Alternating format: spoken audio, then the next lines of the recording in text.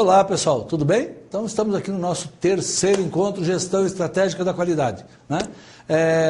No nosso encontro anterior, no nosso segundo encontro, nós não consideramos todos os elementos aí do planejamento estratégico, da parte estratégias, né? O que é esse planejamento estratégico, o que é estratégia. Então, nós vamos conversar sobre o que é decisão estratégica e depois eu tenho para vocês alguns exemplos e depois nós vamos dar sequência e a partir daí nós iniciamos o segundo encontro conversando sobre ferramentas, sobre o nosso processo de qualidade, da gestão estratégica de qualidade de uma forma geral. Então vamos lá. O que é uma decisão estratégica? Vamos para o conceito. São aquelas que determinam a direção geral de um empreendimento e, em última análise, sua viabilidade à luz do previsível e do imprevisível. Olha lá, a decisão estratégica, então, é aquela que diz para a gente, olha, o caminho que você deve seguir é esse.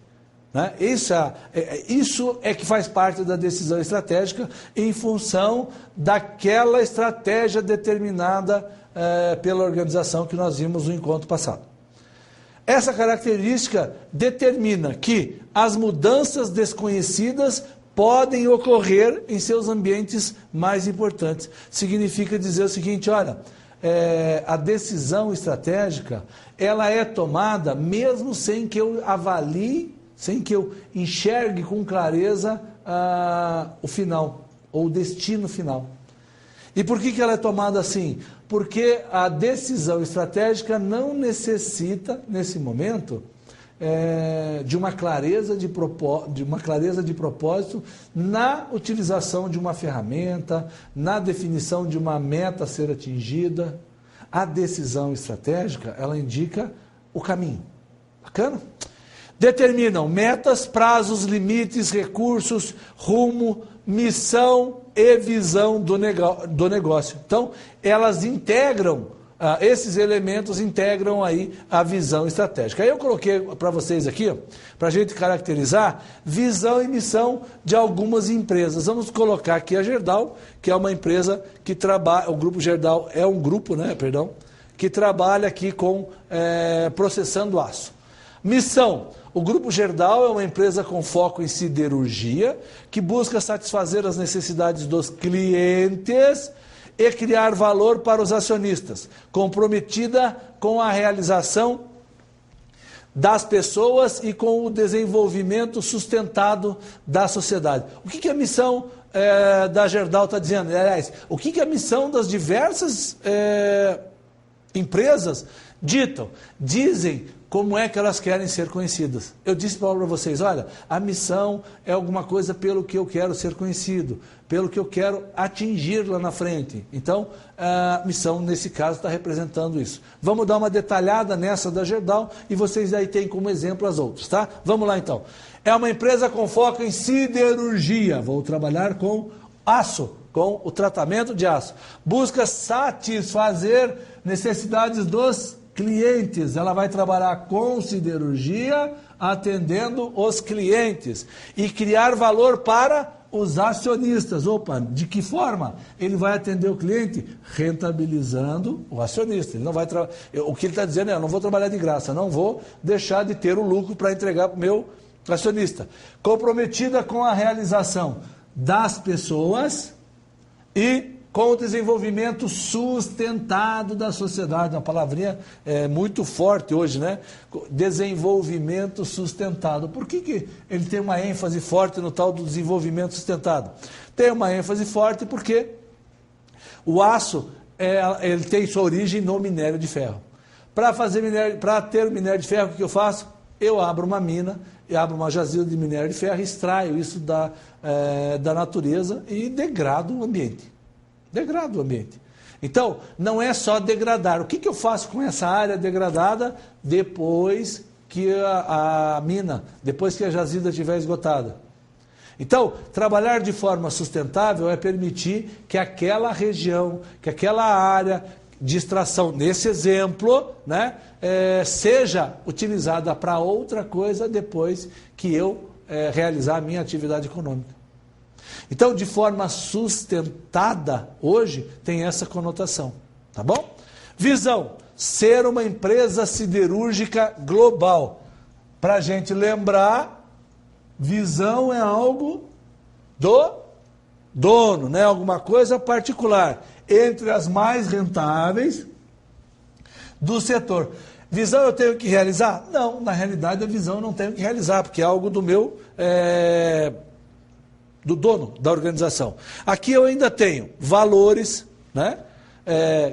Quais são os valores? Cliente satisfeito, segurança total no ambiente de trabalho, pessoas comprometidas e realizadas, qualidade em tudo que faz, empreendedorismo responsável, integridade, crescimento e rentabilidade. Esses são valores que a Gerdau se propõe a seguir, né? O se propor a seguir aqui é que ela buscará, ela desenvolverá as suas atividades através, desenvolverá a sua missão cumprindo aqueles valores. É isso que ela vai fazer. Por que isso é importante? Olha, porque isso determina o grau de esforço que você vai fazer em determinada área. Quando eu digo ali, valores cliente satisfeito, o que eu estou dizendo é o seguinte, olha, eu vou fazer todo o possível, vou fazer um esforço muito grande para manter meu cliente satisfeito. Tá ok? Atender o cliente. Ah, professor, mas esse exemplo todas as empresas fazem. Tá bom. Pessoas comprometidas e realizadas. Olha aqui, não é pessoas satisfeitas, né, pessoal? Pessoas comprometidas e realizadas. Ele está se referindo a suas pessoas, aos seus integrantes, aos seus funcionários, né? Então, a ideia de ter valores é ter um padrão, modelagem de uma cultura. E aí vocês têm outras empresas que têm missão. Visão de mundo, da Natura, vocês têm aí, que vocês podem avaliar, de negócio e visão, visão corporativa, no esquema, aqui é da Petrobras, né? Vocês podem avaliar aí, isso é da Petrobras, e aí deixamos da Gol para vocês, do Grupo Votorantim, e aí vocês têm esses elementos para fazer essa análise preliminar. Muito bem, se eu consigo idealizar a partir de uma missão, de valores, de objetivos determinados, que eu tenho uma parte estratégica da qualidade embutida nisso, e aquela organização que não tem nada disso escrito? Será que não tem visão? Será que não tem missão? Espera um pouquinho, tem dono? Tem. De que forma age o dono? O dono age dessa forma. Então, mesmo que não tenha escrito, essa organização tem uma missão. Essa organização tem uma visão.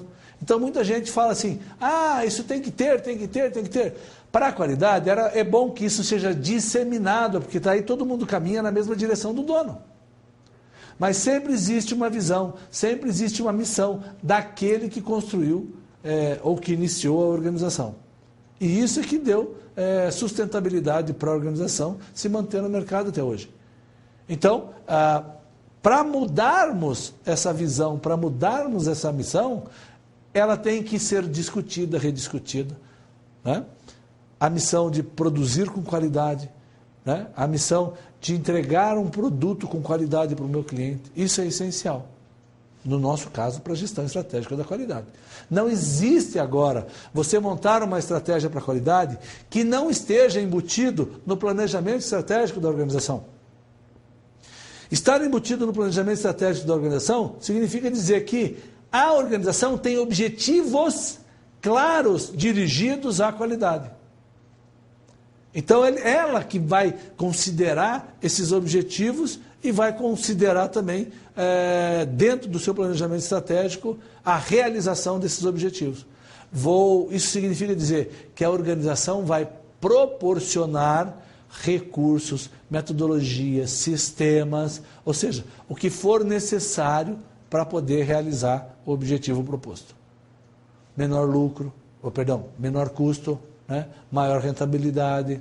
Então ela vai fazer isso. É objetivo? Então vai correr atrás desse objetivo. Legal? Vamos dar uma olhada nas dimensões da estratégia. Estratégias bem-sucedidas contêm 3 elementos essenciais: metas ou objetivos, as políticas e os programas e suas realizações, ou seja, é uma sequência de cima para baixo. As políticas vão determinar como é que essas metas, esses objetivos deverão ser atingidos. Os programas têm a obrigação de representar um passo a passo naquilo que deve ser executado. Muito bem, vamos lá. Estratégias eficientes giram em torno de alguns conceitos e investidas chaves que lhe dão coerência, equilíbrio e enfoque. Quais são elas? Primeiro, o que queremos para o negócio? Devo responder algumas perguntas, né? O que é que nós queremos para o negócio? Então, olha lá, como atenderemos o cliente e o mercado? Como orientaremos o funcionamento do negócio para que as metas sejam atingidas? Então, espera um pouquinho. Então, não é de qualquer forma. Eu tenho que responder algumas perguntas para avaliar a estratégia. Essas perguntas que nós listamos aí. A estratégia não apenas lida com o imprevisível, mas também lida com o desconhecido. Na realidade, quando eu determino quando eu faço uma formulação estratégica, quando eu determino uma estratégia, o que eu não sei é como é que eu vou atingir essa estratégia. Como é que ela vai se concretizar. Por que eu não sei? Porque existem diversos elementos. Por exemplo, eu estou produzindo um determinado produto, exportando, para a Europa, e o valor do dólar está muito alto. De repente, esse valor do dólar de muito alto passa a baixar. E agora? Na minha estratégia original, eu estava seguindo uma programação, uma estimação de que o valor do dólar se manteria alto.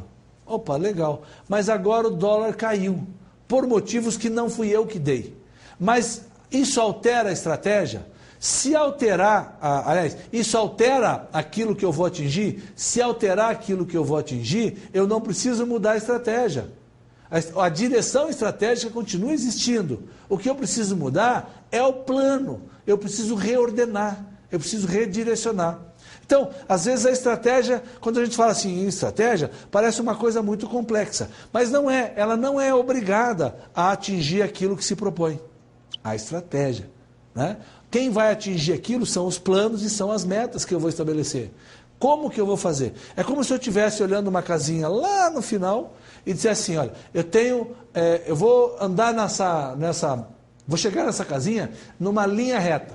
Legal. Então eu começo a andar, e aí me deparo com o quê? Com um precipício.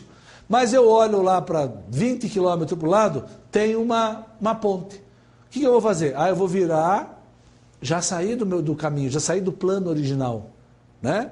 Já saí aquela meta, inclusive, não vai se realizar, de eu chegar em tal data, tal hora. Quando eu falo meta, eu estou estabelecendo valores. O que eu tenho que fazer? Eu vou lá na ponte, dou a volta para seguir o caminho. Opa!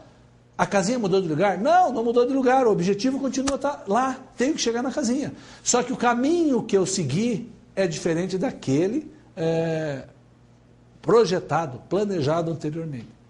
Então, essa distinção tem que ficar muito clara para vocês. Tá bom? A estratégia, forças competitivas, clientes, fornecedores, concorrentes, entrantes, substitutos, ou seja, diversidade, né? B, impacto das forças ambientais do negócio, meio ambiente, governo, sociedade, legislação e economia, dão essa conotação de incerteza. Tendências de mercado, informatização, globalização, informação, mobilidade, tecnologia, também caracterizam incerteza.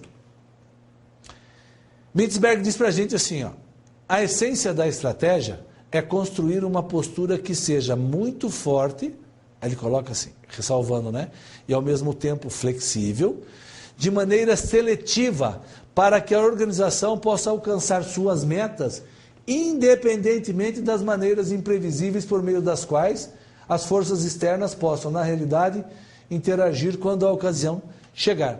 Quer ver como vai ficar bem claro isso para vocês?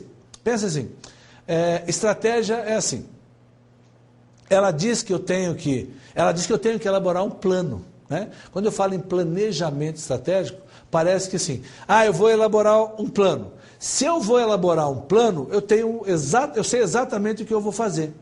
mas não é verdade.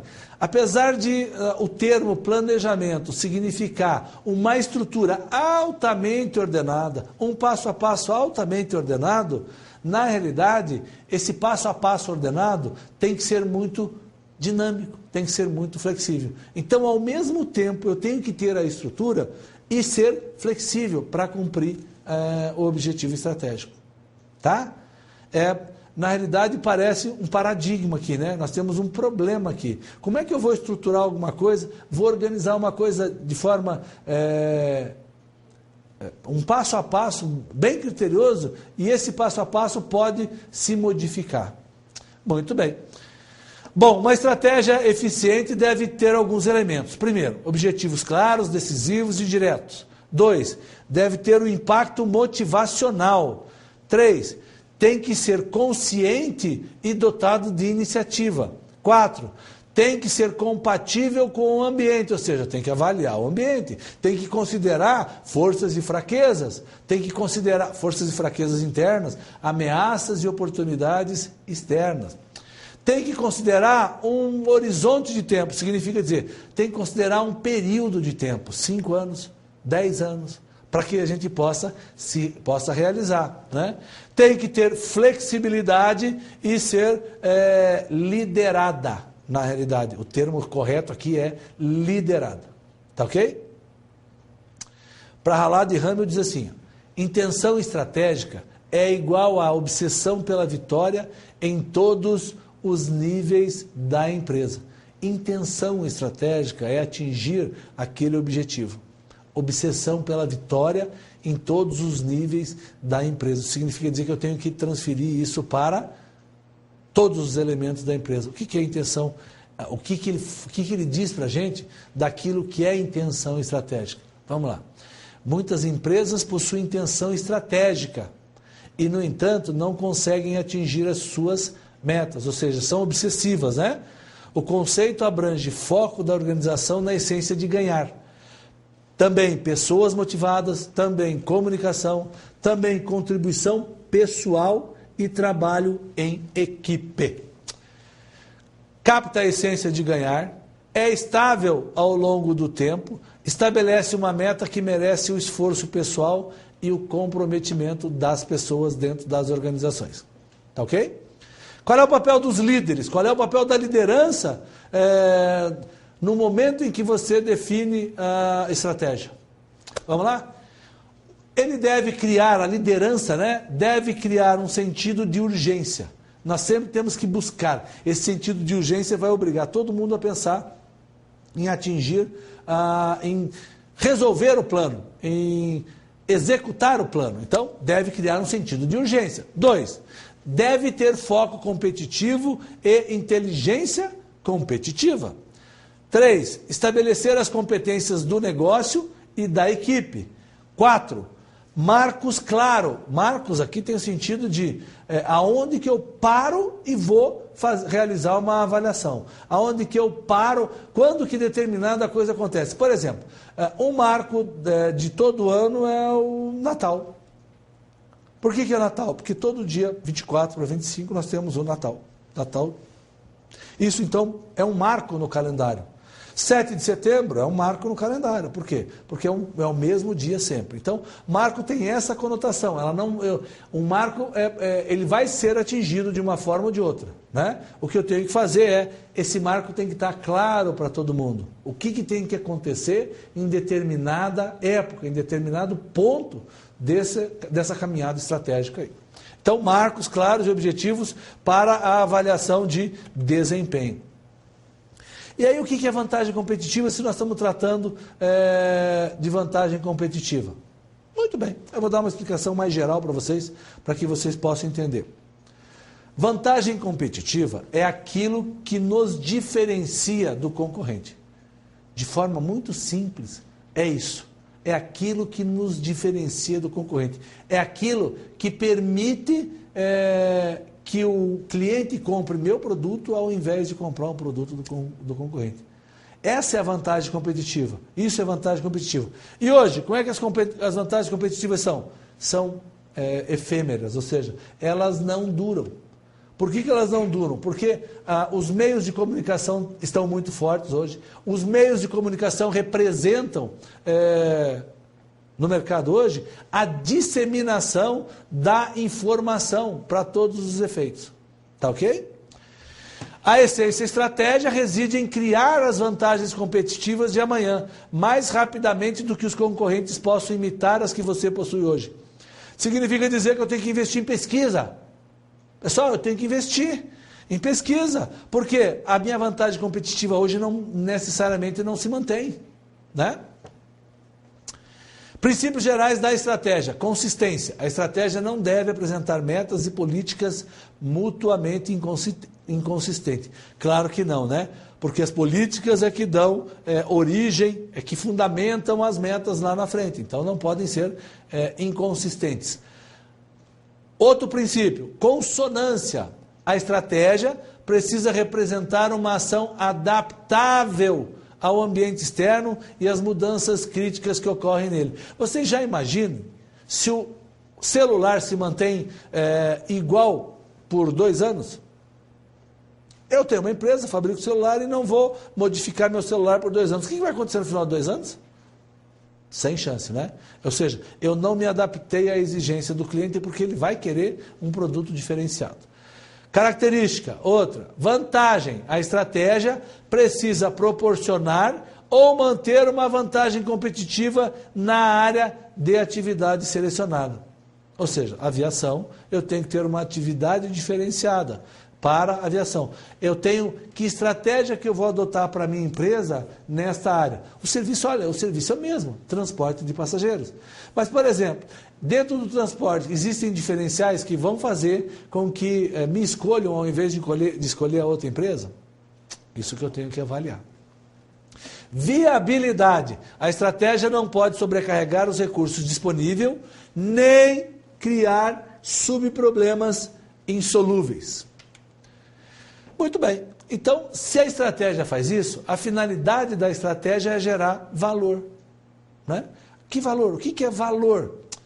Definiçãozinha nossa ali. Ó. Valor é a quantia que os compradores estão dispostos a pagar pelo que determinada organização fornece.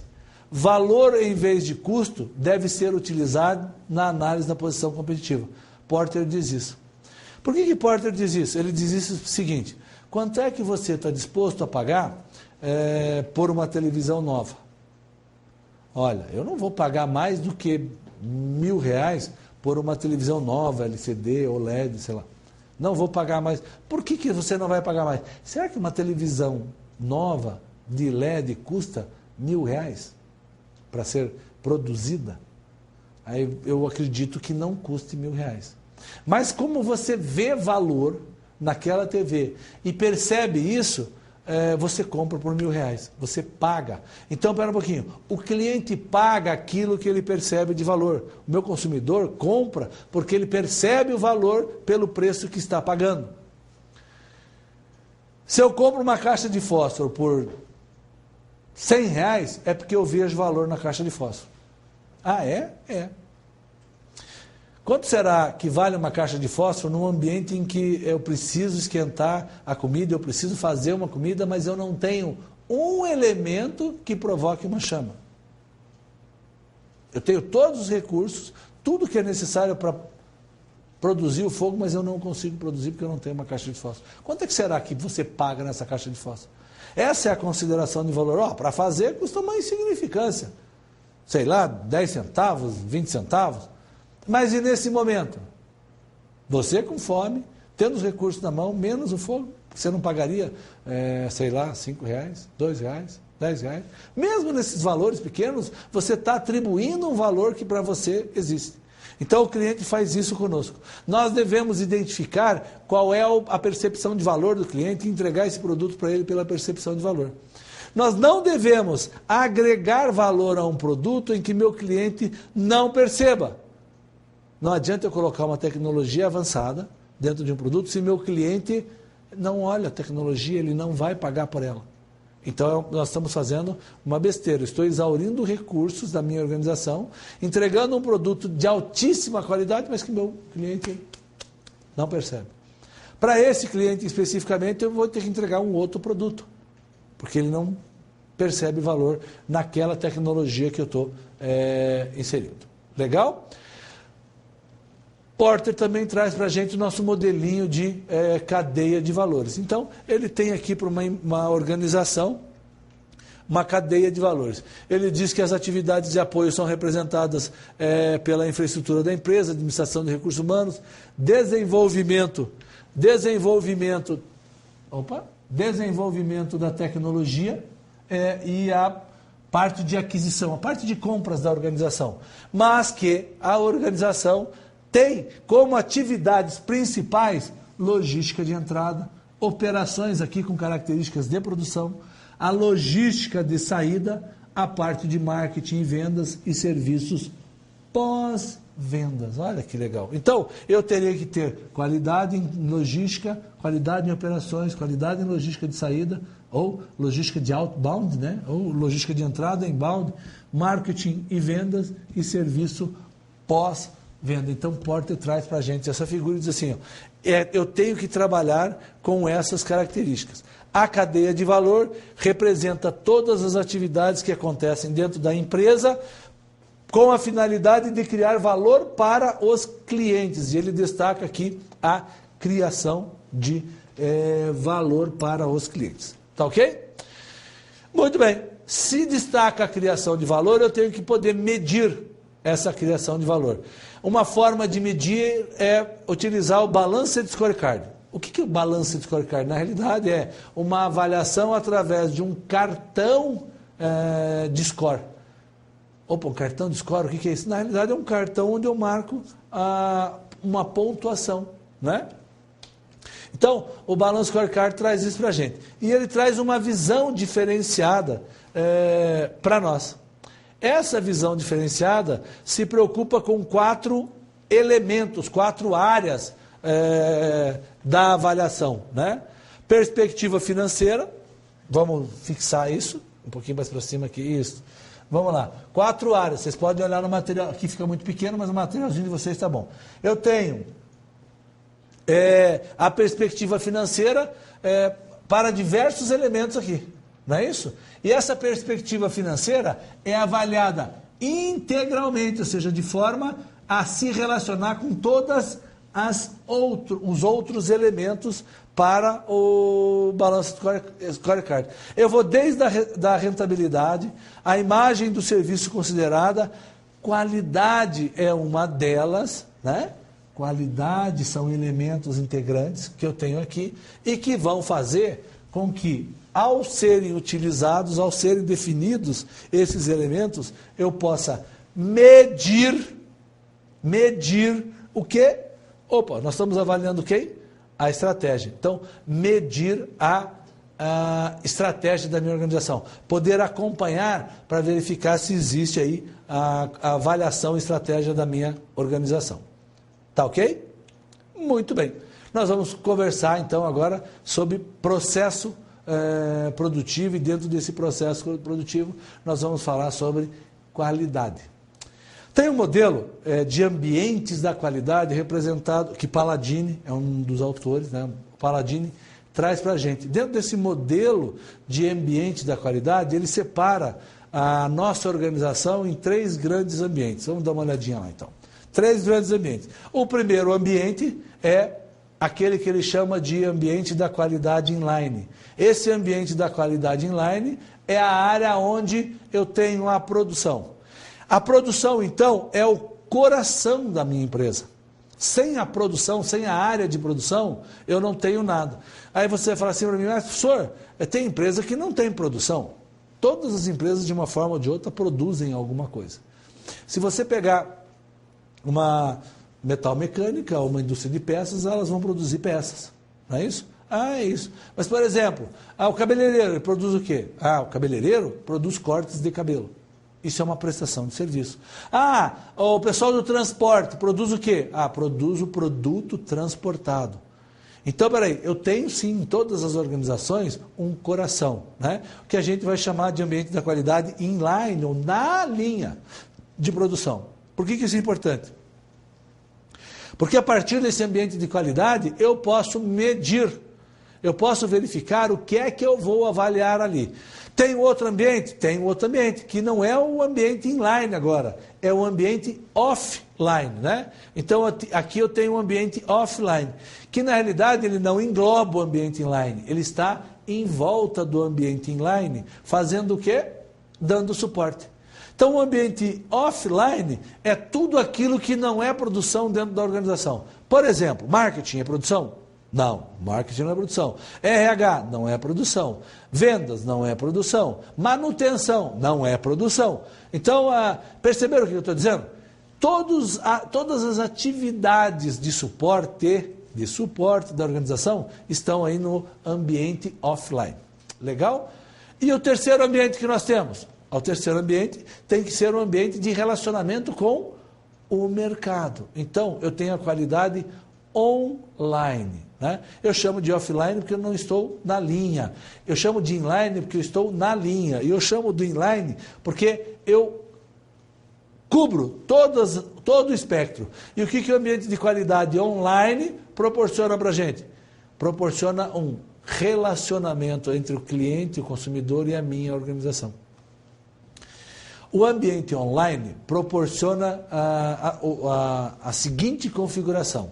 É aquilo que diz para mim com que velocidade eu devo responder à necessidade do meu cliente. Né? Como é que eu enxergo aquilo que meu cliente quer e trago aquilo para dentro da organização. Então, quando nós criarmos indicadores da qualidade online, do ambiente online, vão refletir o quê? A velocidade com que eu entrego o produto, com que eu respondo à necessidade do meu cliente, a velocidade ou a minha capacidade de identificar adequadamente o produto para um cliente específico. Isso significa online. E a offline? Offline eu posso avaliar aqui, por exemplo, a quantidade de vendas no mês. Eu posso avaliar aqui o índice de absenteísmo, faltas ao trabalho, né? O índice de absenteísmo lá pelo RH. Eu posso avaliar aqui a quantidade de consertos que eu tive em equipamentos dentro da minha fábrica. Então, essa qualidade offline é a qualidade que dá suporte à produção, né? Que ajuda a organização a produzir e entregar aquilo para o cliente. Desculpa, pessoal. E a qualidade inline? O que eu avalio na qualidade inline? Eu avalio desempenho. Eu avalio produtividade. É isso que eu avalio na capacidade inline. Eu avalio ambiente inline. Eu avalio capacidade produtiva. Tá ok? Vamos dar uma olhadinha em mais alguns elementos dos ambientes da qualidade. Então, olha lá. Qualidade inline, avalia diretamente o processo produtivo, maximização da eficiência e controle absoluto do processo. Dentro da qualidade inline, eu posso medir a ausência de defeitos. Posso? Posso, né? Nós vimos lá em qualidade, Crosby dizia para a gente que a gente pode medir a má qualidade, ou seja, os defeitos. Aqui eu estou medindo a ausência de defeitos, né? Eu posso medir a capacidade de produção. Eu posso medir estratégias de operação da empresa, eu posso medir produtividade, otimização do processo, eu posso medir atendimento às especificações. Agora, o que eu posso medir necessariamente não agregam valor. Né? Por exemplo, a ausência de defeitos agrega valor ao produto? Se você disser que agrega valor, eu vou dizer assim para você, você está errado. Por que não agrega valor? Porque a ausência de defeitos é uma obrigação. É inerente ao produto. Se eu compro uma televisão com um controle remoto, eu quero que o controle remoto funcione. Todas as vezes que eu tentar ligar ou desligar a televisão. Então, a ausência de defeitos não agrega valor, mas eu posso medir. Capacidade de produção agrega valor? Interessa para o meu cliente, né, num caso específico, eu produzir 10 unidades ou 1 milhão de unidades? Meu cliente só quer uma. Meu cliente quer 2, não quer mais que 2 unidades. Então não interessa, a capacidade de produção não agrega valor nesse sentido, né? Em aumentarmos capacidade de produção, o cliente olhará a minha capacidade de produção e vai dar mais valor para o meu produto. Não vai acontecer isso. Estratégia de operação da empresa agrega valor? Claro que agrega. Por que agrega valor? Pensem no seguinte, eu saio daqui, vou ali, quero tomar um refrigerante. Chego lá e peço, olha, me dá um refrigerante A. Aí o cara pega e fala assim, olha, não tenho A, mas tenho B. Eu vou comprar o B? Ora, se eu gostar, eu pego o B, eu peço o B. Espera um pouquinho, o que eu quero dizer com isso? Eu quero dizer que se tivesse o refrigerante A, ele estaria sendo comprado e não o B. Então, uma estratégia de operação que é colocar meu produto em todos os pontos de venda possíveis, né?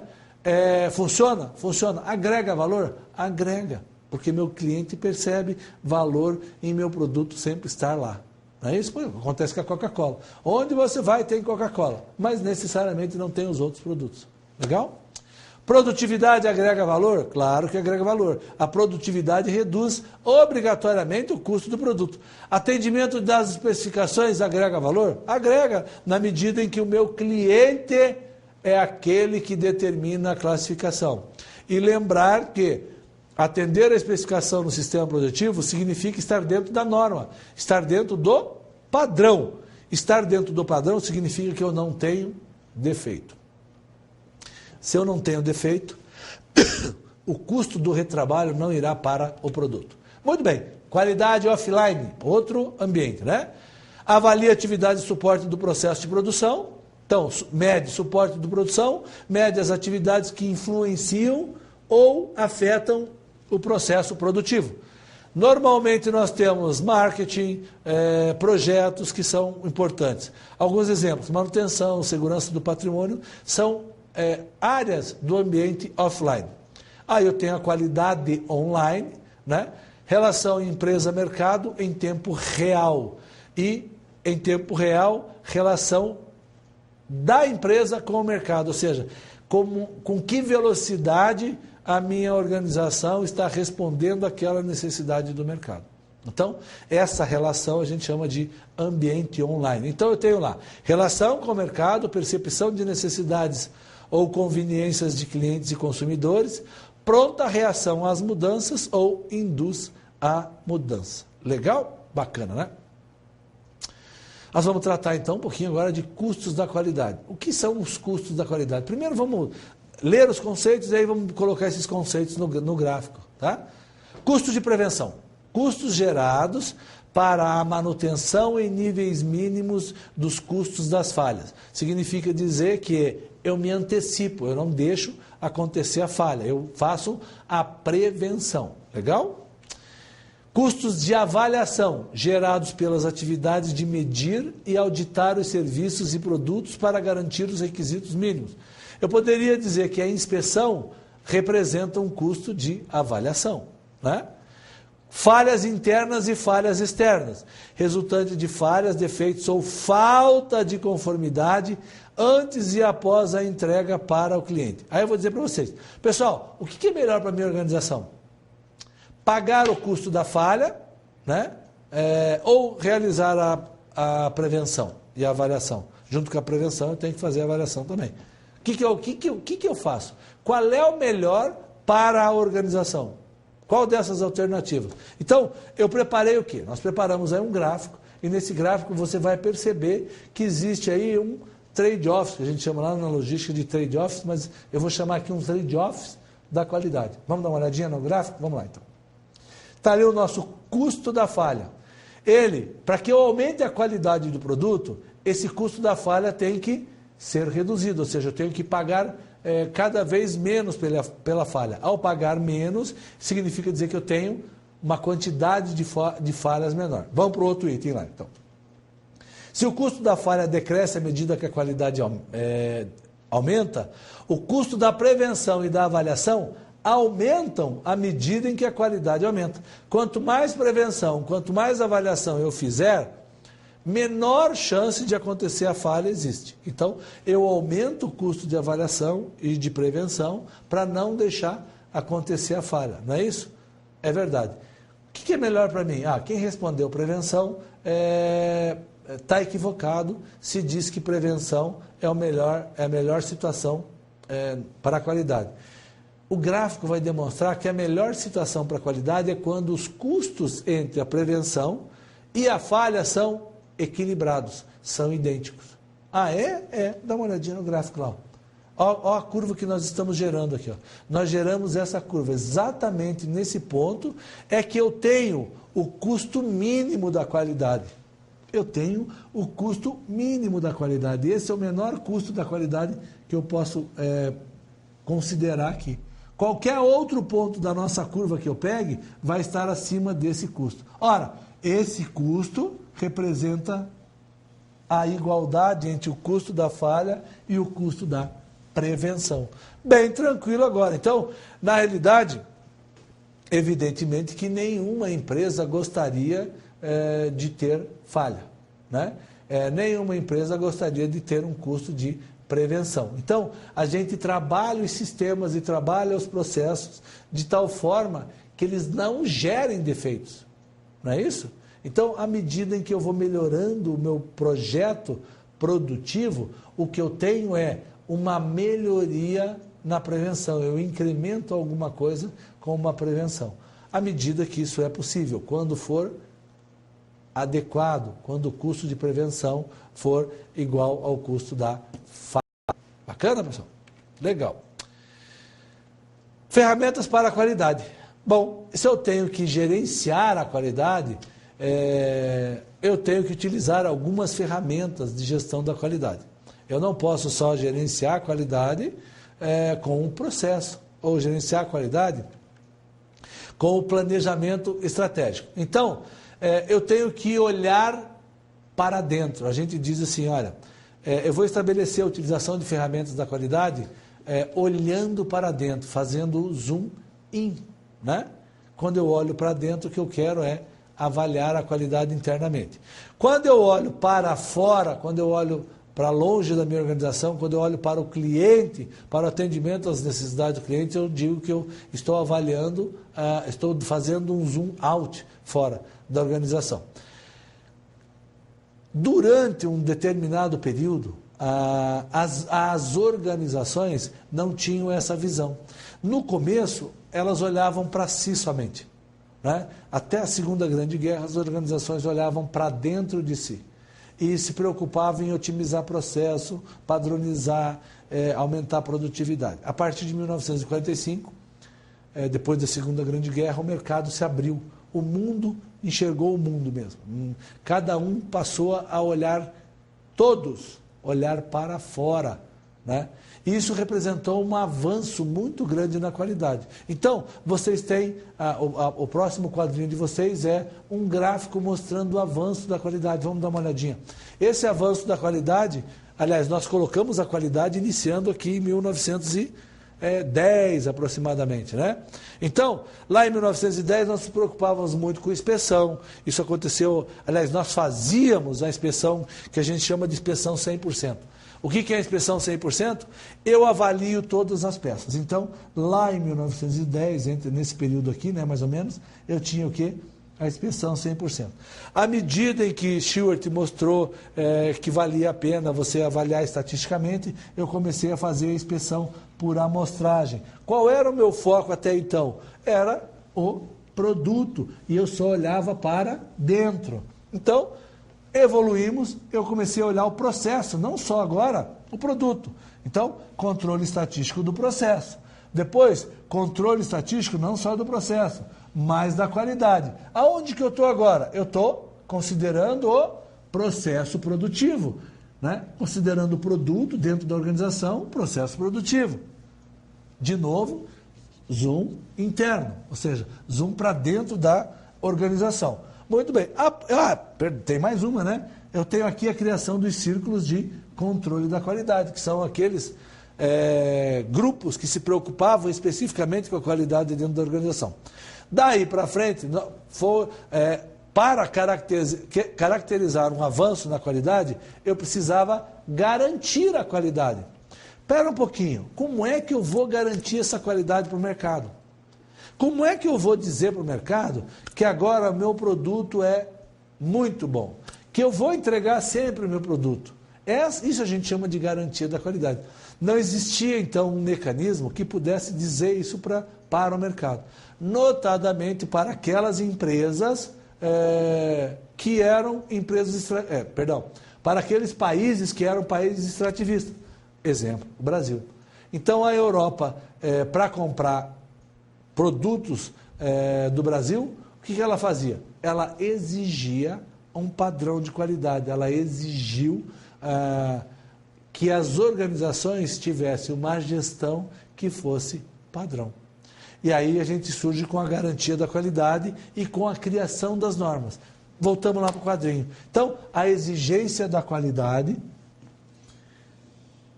a garantia, né, a necessidade da garantia da qualidade, fez com que nós estabelecêssemos normas e procedimentos para poder avaliar o sistema da organização. Agora, eu mostro a minha organização para o mercado.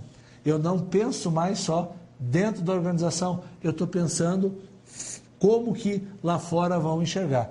Aí eu trago controle total da qualidade, trago a gestão pela qualidade total, trago o Prêmio Nacional da Qualidade e digo o seguinte, olha, o meu negócio é vencedor. Pronto.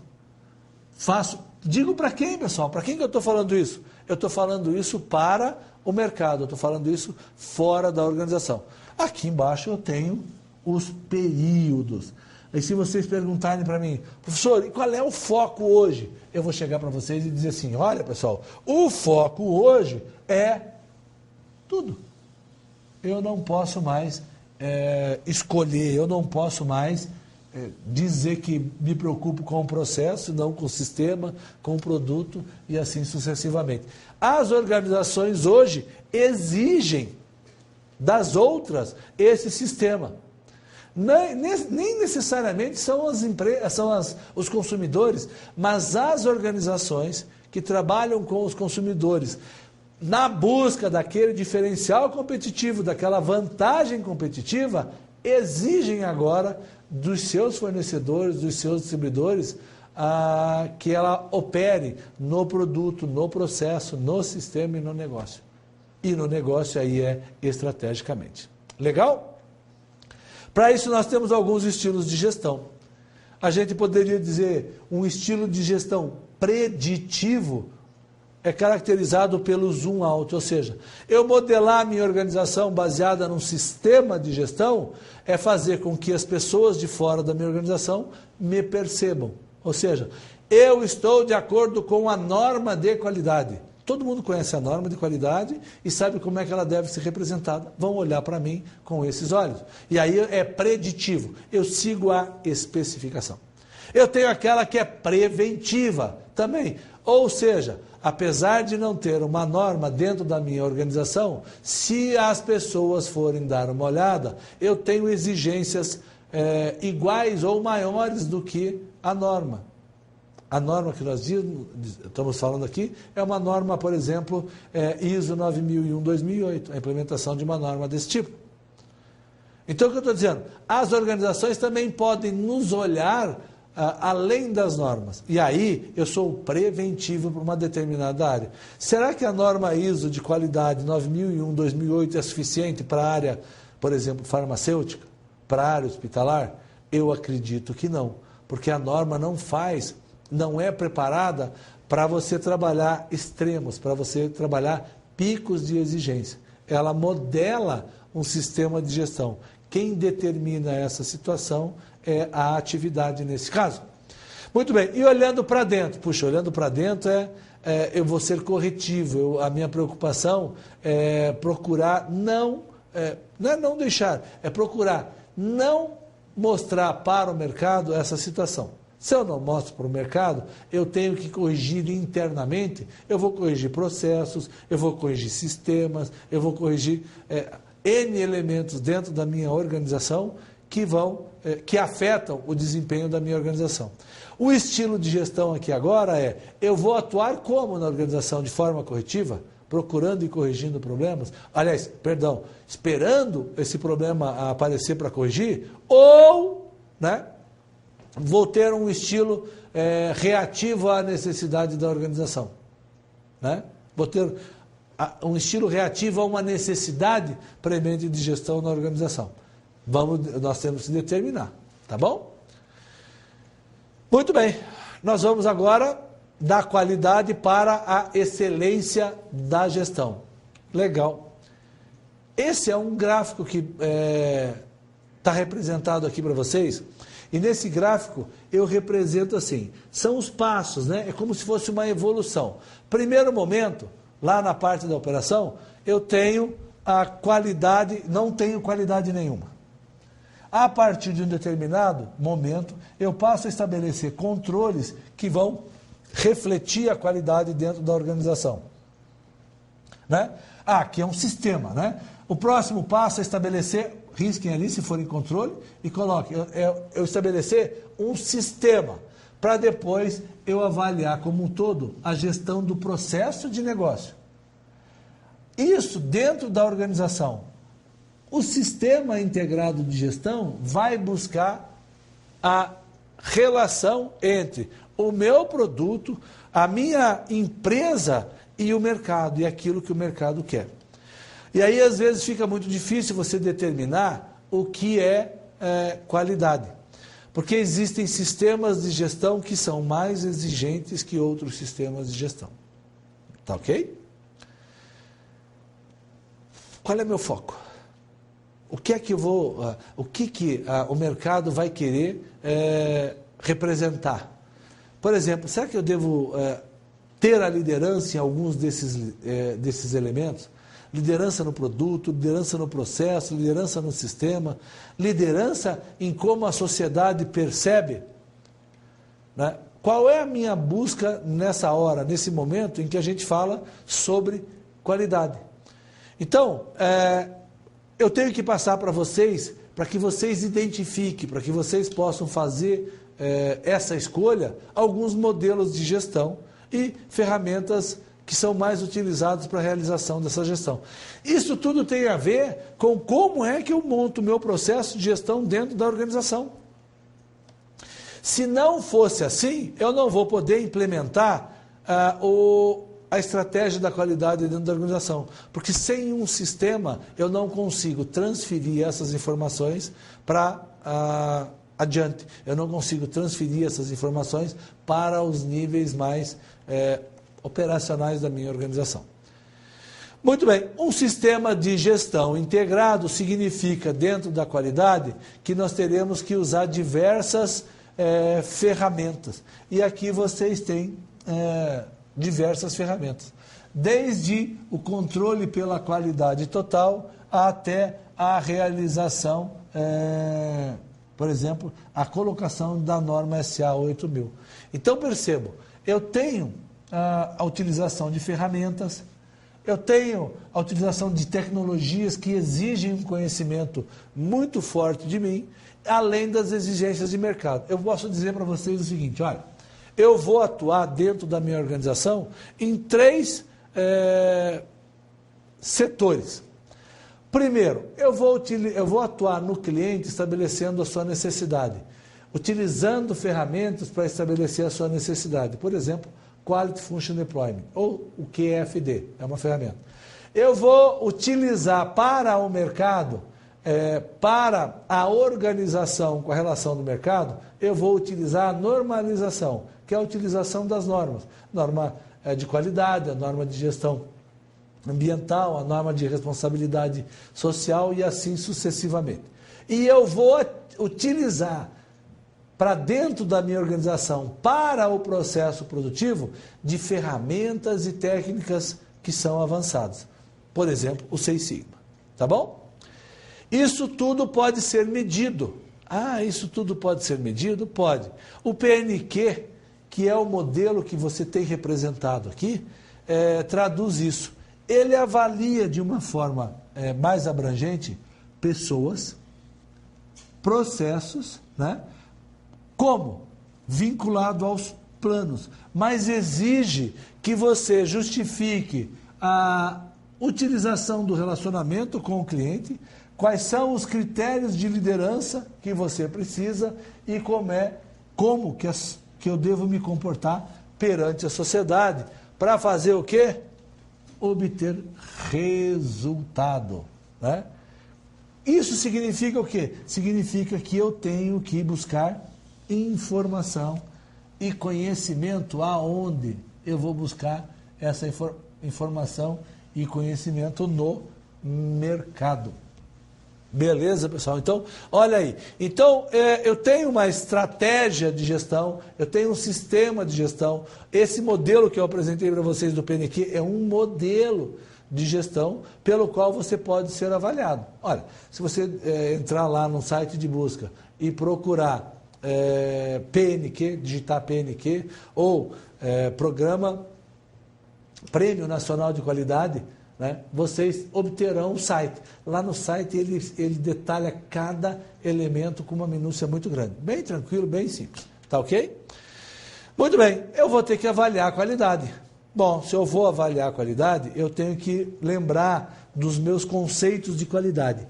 O primeiro conceito de qualidade que eu tenho é o conceito de multiplicidade. Para que a gente avalie esse conceito de multiplicidade, eu tenho que pensar assim. Vou dar um exemplo, vai ficar bem fácil para você agora.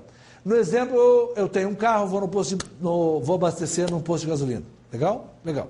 Então eu chego lá e falo assim, olha pessoal, eu quero abastecer, enche o tanque. Legal. O que o senhor quer? É gasolina? Não, eu quero gasolina, põe a gasolina. O senhor já deu uma olhadinha no motor? Opa, já perceberam isso? Já aconteceu isso com vocês? Claro que já. Então, vou dar uma verificada no óleo. Então ele vai lá, dá uma verificada no óleo e fala assim, ó, o nível do teu óleo está muito baixo aqui, o nível do óleo do carro, né? Está muito baixo. O senhor quer completar? Ele, pode completar, né? Tranquilo, deixa em dia lá. Ele já vendeu mais um produto, você só foi abastecer. Muito bem, tem o pessoal que mexe com os extintores lá, né? Extintor de incêndio para o carro e tal. O senhor já mudou o extintor para o padrão novo, tal, não sei o quê? Posso dar uma olhadinha? Vai lá dar uma olhadinha. Olha, o extintor do senhor está fora do padrão, inclusive está vencido. Não, mas está no verdinho, no reloginho, não. O vencimento é dado ali pelo que está escrito no extintor. Não, mas o guarda não me multa se ele tiver no verdinho. Mas multa sim, porque o que vale é o que está escrito na data de validade do extintor. Então troca o extintor. E vai mais uma graninha para o extintor. Como eles estão trocando, completando, olha, abastecendo, eu saio dali, vou para onde? Vou para a loja de conveniência do posto. E vou lá e vou tomar um café. E tomo um café. Mas não sei. O que é isso? Puxa, eu fui no posto abastecer, eu queria só comprar gasolina. O posto me ofereceu tudo que eu necessitava naquele instante e eu comprei outros elementos. Isso é atender a necessidade do cliente. Isso é responder à necessidade do cliente. Então, a primeira característica que nós temos que olhar quando a gente avalia a qualidade é esse conceito, é o primeiro conceito. A multiplicidade, o fornecimento de diversos itens. O segundo conceito é o conceito de evolução, ou o conceito de melhoria da qualidade. O que é a melhoria da qualidade, pessoal?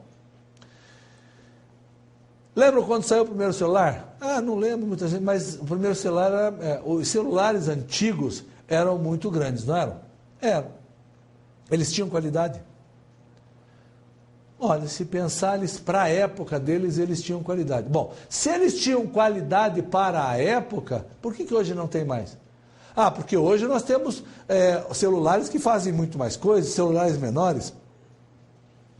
Se ele fizesse a mesma coisa, você preferiria aquele antigo, aquele produzido lá atrás ou produzido hoje? Você vai dizer, não, esse produzido hoje porque tem uma característica diferenciada. É essa característica diferenciada que tem? Então significa dizer que naquela época tinha uma determinada situação. E a evolução das características do celular fazem com que eu deixe de ter qualidade lá e só tenha qualidade aqui, porque o meu cliente só vai querer esse produto. Então a qualidade também evolui. Pessoal, então nós temos que tomar muito cuidado quando a gente avaliar a qualidade. Nós temos que avaliar num dado momento.